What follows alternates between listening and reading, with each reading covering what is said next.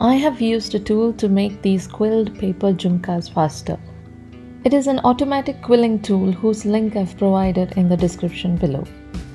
Using the conventional quilling tool would have taken me longer time to create a tight rolled coil which is mostly used in making jhumkas. So that's why I switched to an automatic quilling tool from Quill On. A battery-operated quilling tool is really helpful for making mass quantities of tight coils or tight coils with longer strips which are used in jhumkas. I loaded a strip of paper into the end and this thing is fast.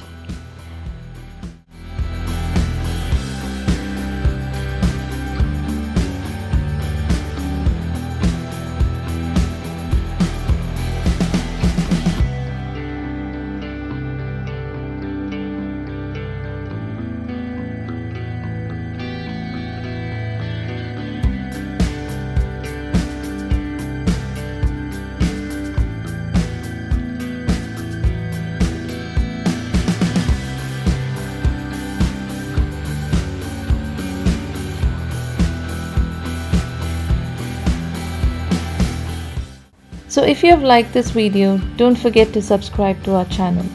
Please also share, comment and like. Thank you.